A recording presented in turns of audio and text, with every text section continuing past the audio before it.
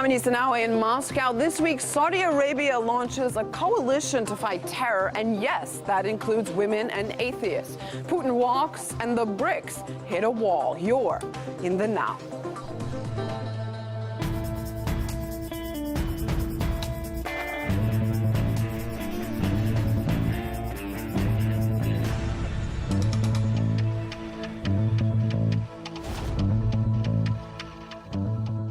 Saudi Arabia created its own anti-terror coalition. 34 Muslim countries, some of them already part of a U.S.-led coalition like Turkey or the Saudis themselves. So will they fight ISIS? Sort of, but they don't specify. The thing is, not everyone was told they're part of this fight club. It turns out Indonesia didn't even agree to it, and Pakistani officials found out about it from reporters. Oops. So Saudi Arabia is keeping up trends with this new coalition. They say they'll fight all terrorists, not just Islamic State. Saudi Arabia fighting terrorism. That's like McDonald's going organic, Obama closing Guantanamo, Bibi Netanyahu granting Palestinians a state, even Donald Trump protecting the 99%. You know, hell freezing over. Because these are terrorists in the kingdom, all atheists and anti-government protesters. Plus, female drivers, too. So the Saudis might be a little too busy to fight ISIS. Mainstream media often dictates decisions on terror, both politically and emotionally. What we remember and how we remember acts of global terror. 1 year ago, a horrific massacre took place against mostly children, but many have already forgotten. You're about to see images some viewers might find disturbing.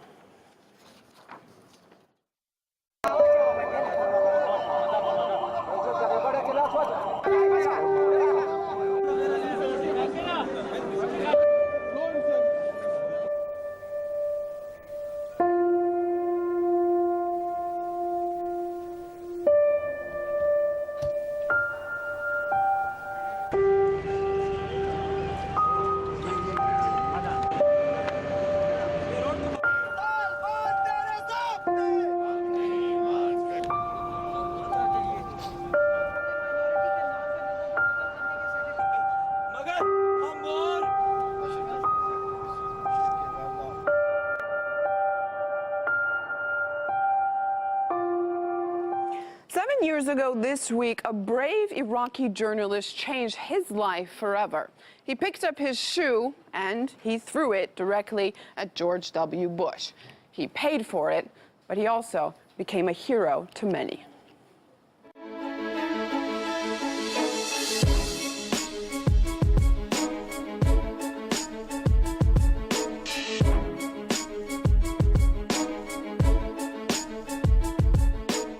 فعلنا ذلك ردا على كذب جورج بوش بأن العراقيين استقبلوه بالورود.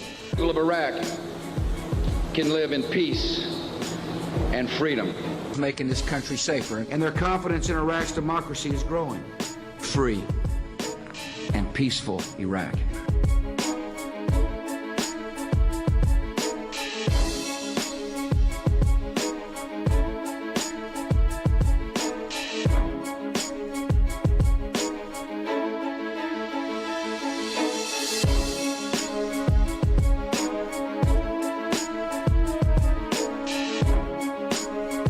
كنت أحتفظ بشريط فيديو لما بعد تنفيذ العملية. كنت أعتقد أنني سأقتل.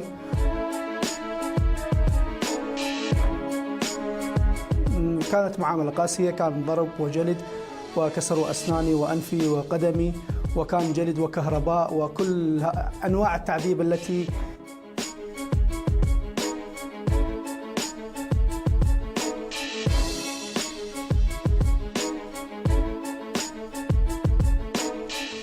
أنا قلت أنا لست بطل.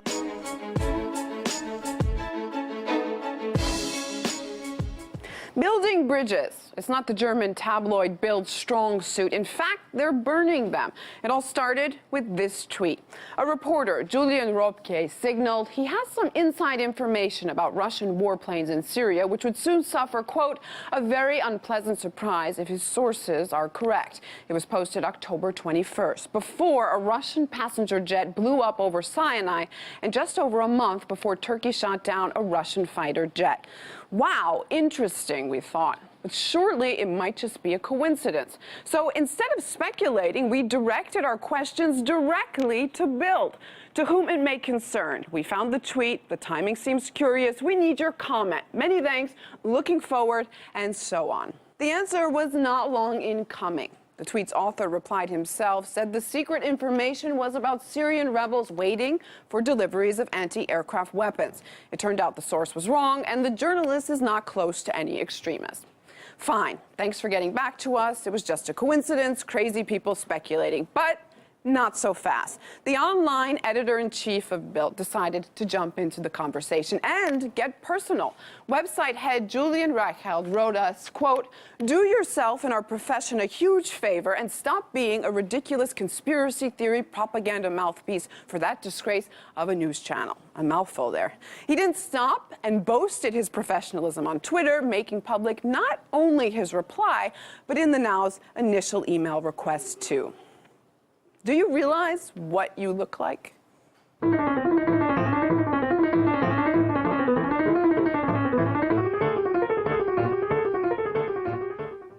May the force be with you.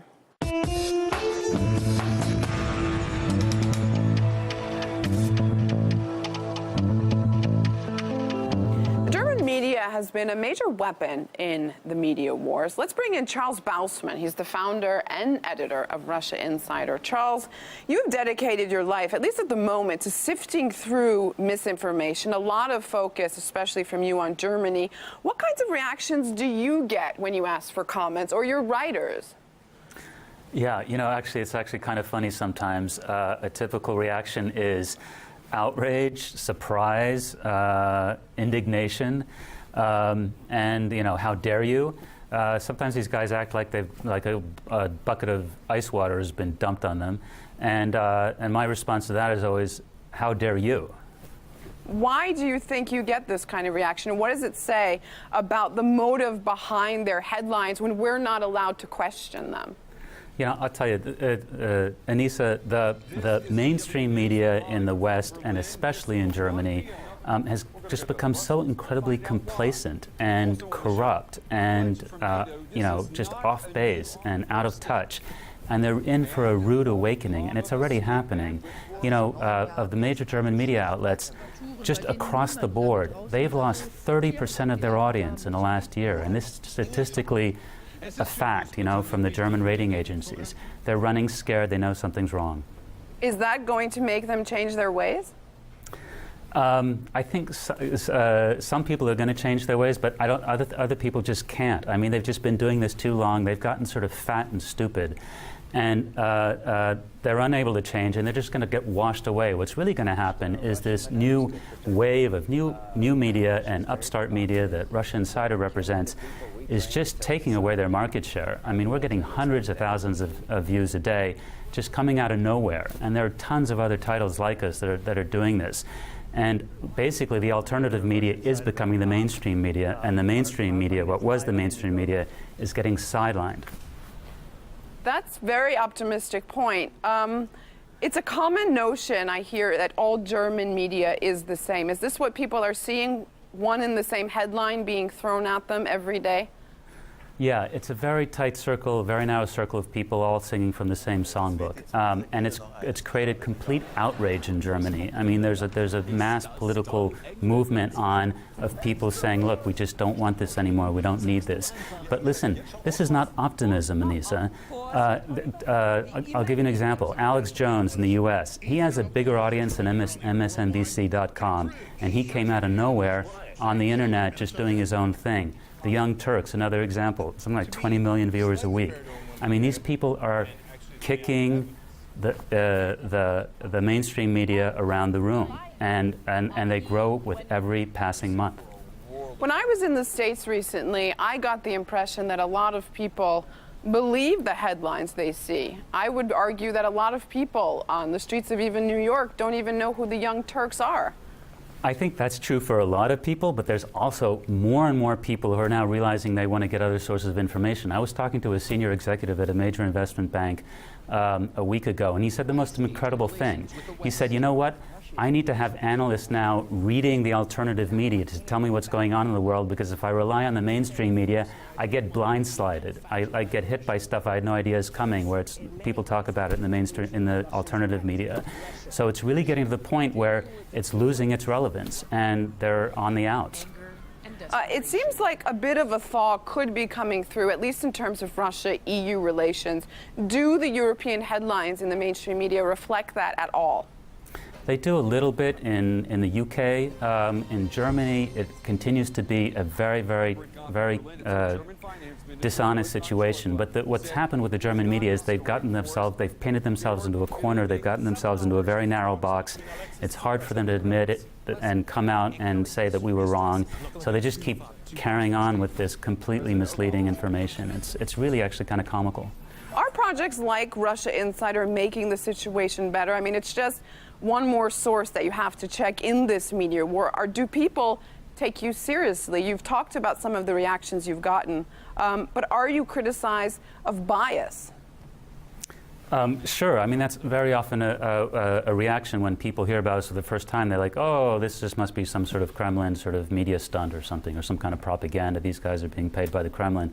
But no, once they look into it and they see what's going on, what they realize is this is like a citizen rebellion. I mean, we're a global movement of people from all over the world have just had it up to here with the lies and the nonsense in the mainstream media. And so we're making a huge difference. People listen to us, they quote us, they refer to us, and I think the debate has changed because of what we're saying.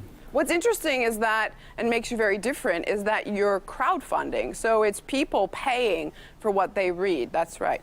Yeah, it's really interesting. I mean, we really are in a way almost like a political movement. And we get a majority of our budget comes from people sending us in $5, $10, and $20 contributions. And by the way, we are crowdfunding now. Our latest campaign ends in a week. And for anybody listening out there, please visit the site. Please visit us on Indiegogo, the crowdfunding platform. We've got the guns. Send us the bullets. We'll raise hell on these people and make them pay for their lies. Charles Balzman, founder and editor of Russia Insider. Do go check out their crowdfunder. Charles, always a pleasure. Thanks for being in the Now. Thanks, Anissa. Coming up, the Church of Scientology is banned in Russia. Tom Cruise may be feeling a little bit incomplete. Find out why when we come back. Stay in the Now.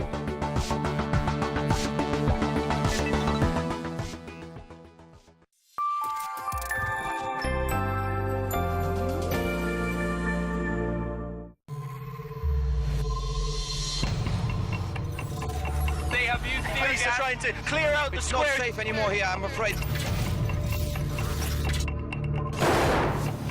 The situation here continues to escalate by the minute. Before the Georgian assault.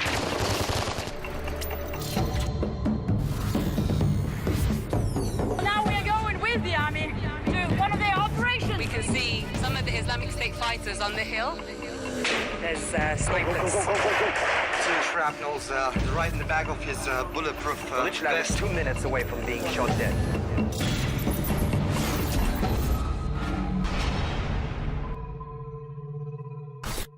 Which school would you choose for your child? Public, private, or charter? A parent is a customer in that they pay taxes, and they should be able to take their tax dollar to a school that best fits their child's needs. Is there real choice? Chicago, Washington, New York. Researchers all over the US are trying to find the answers. I'm in The Wizard of Oz, and somebody pulled that curtain away, and I'm going, really? Really? Why charter schools get more funding. What business has to do with schools. And why school children themselves have to protest. We believe that this issue is so important that it needed to be brought to the streets. Why is the West largely indifferent to the fate of Christians in the Middle East? The forced toppling of secular regimes in the region have been a catastrophe for the followers of Christ.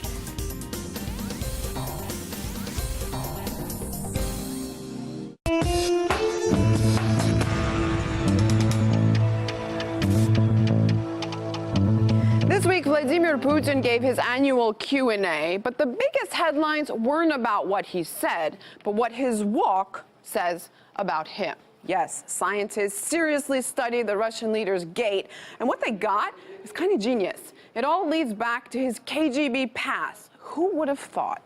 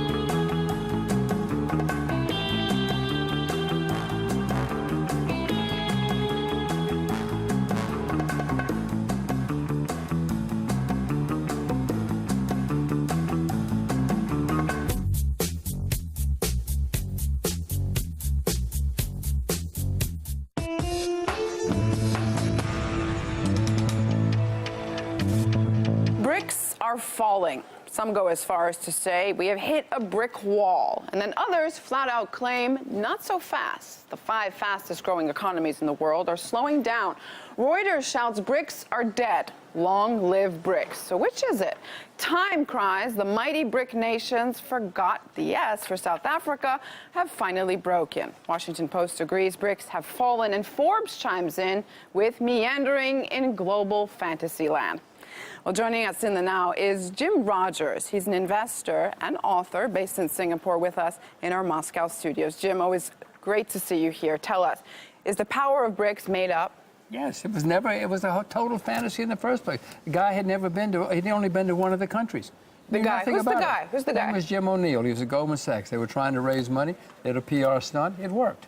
Okay, Goldman Sachs. Sachs had a lot of PR. Did they make money off of this coin turn? Yes, they raised a lot of money. They said, just come to put your money in BRICS, raised a lot of money, invested in BRICS, and it failed. So it's an idea?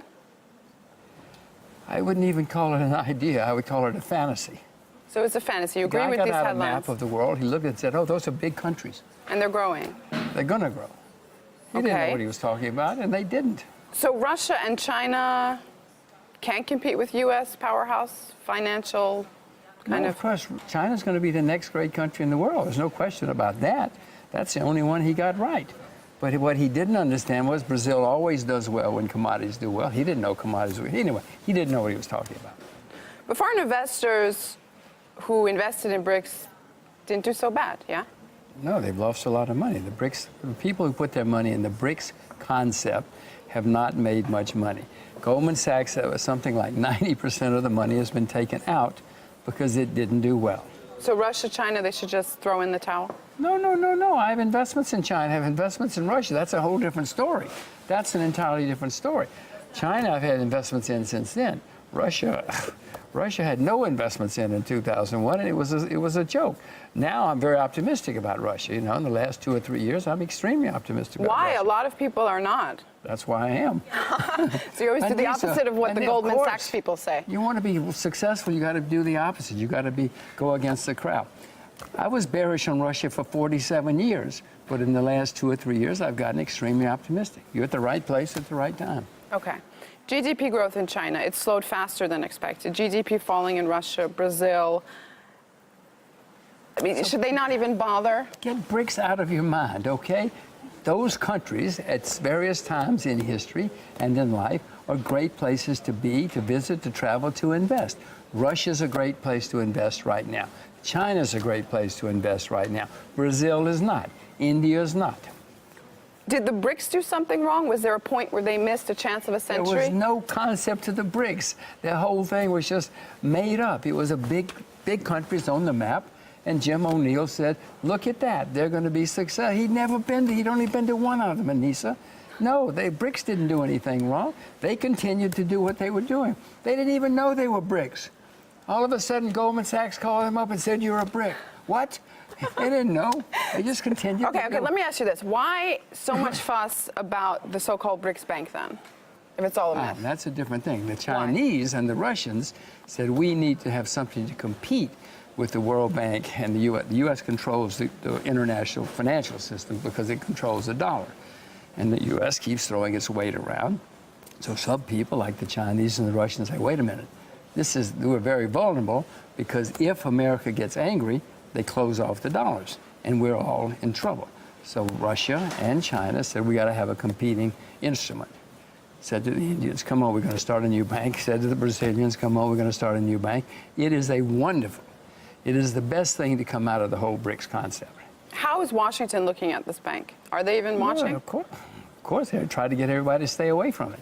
They tried to call everybody they knew and said, do not join. But even the British joined, even the Germans joined. Everybody knows that the world needs something to compete with the World Bank and the IMF, because they're very corroded institutions. And so everybody's happy to have something to compete with the dollar. Is this slowdown that we're seeing in emerging economies a temporary thing? No, well, everything is temporary, but the U.S. is going to have problems in the next couple of years, which means Europe's going to have problems, which means everybody's going to have problems. After that, we're going to have a correction in the world economy that's going to last, I don't know, 2-3 years. Then everybody's going to come out the other side, including the emerging markets. So what's the advice you would give to the Russians? They've been looking at BRICS. They're betting on BRICS. At least they're making it seem like they are. So what do they do now? The Russians are being forced, and it's a good thing for Russia and the world, to look to Asia.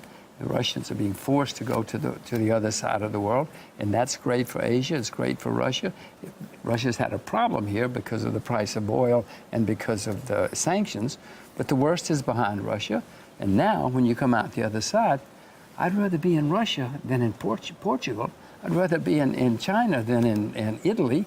No, Asia's the place to be in the future. So this is good for Russia. What happens if oil continues to drop for Russia? Have they set up their plans as a backup? If oil continues to go down, every oil country is going to have problems, whether it's Libya or Saudi Arabia, whoever it happens to be, or Russia. They're going to have problems. In my view, oil is making its bottom. A lot of bad news has been coming out about oil recently, but oil stops going down. Now, I've been investing a long time, and when bad news comes out and things stop going down, it's usually a bottom. Same as when things are going up and good news comes out and it doesn't go any higher, it usually means it's a top. So oil is making a bottom. That's a good thing. That's a good thing. Good thing for Russia, good thing for Saudi Arabia, good thing for people with oil. Not so good for the rest of the world, but certainly good for people with oil. You're in the right place. Russia's a good place to be for many reasons. All right, I'll take your word for it. Jim Rogers with us in our Moscow studio, author and financial commentator who's based in Singapore. Thanks so much. Nice to see you. It's always a pleasure. Yes, bye-bye. See you again. Cheers.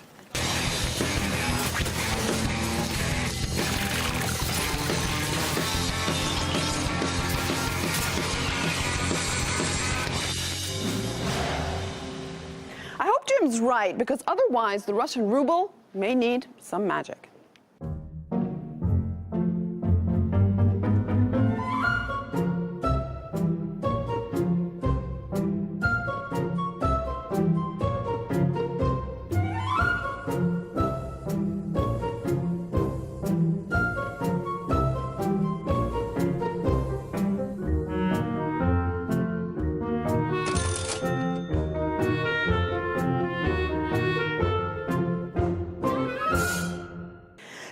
Money, the Church of Scientology tried to coin, so to say, trademark its name in Russia and was banned. So sorry, Tom, this mission turned out to be impossible.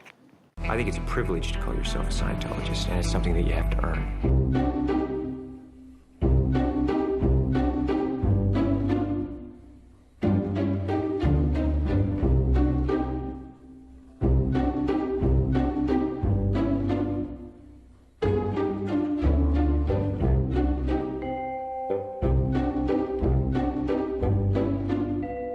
You see, Stan, There is a reason for people feeling sad and depressed. An alien reason. It all began 75 million years ago.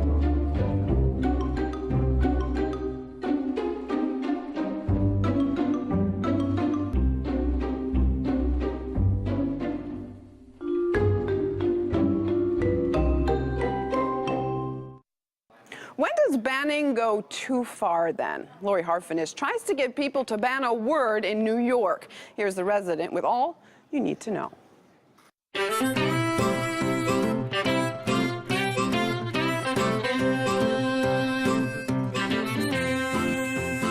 I think we should ban the word liberal.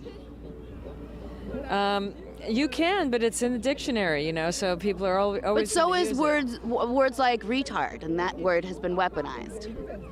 Yeah, I guess a lot of words are weaponized. Tasmania is liberal. All right, this is definitely a liberal dog. She's definitely a liberal dog. She doesn't like the overuse of liberal by the conservatives. I would agree with that. Okay, so will she sign my petition? The liberal dog. Here we go. Here. Yeah, let's. Right. That's right. There. That's true. All right, so will you sign? Sign to ban the word liberal? Yes. Yeah, but you got to help people come up with another descriptive. Libtard? Another. Ban the word. Yay. You're in. It's not cool to be liberals anymore. I know what you mean. It's tough.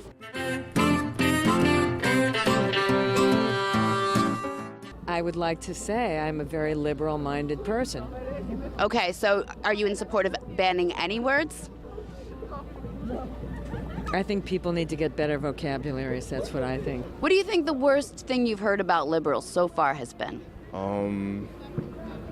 Is liberals the Republicans or the Democrats? I'm not sure. Don't ever learn the answer to that, and you'll be better for it. All right. But I feel like society right now, especially liberals, are okay with banning some words, but not others. I don't know. We'd have to sit there and really get a think tank together going, which words... Such a liberal thing to do! Which a words... think tank! That does it for me this week. Stay in touch online with Twitter and Facebook. See you next week for a special edition of In the Now, looking back at 2015. Till then, it's now or never. Have a good one.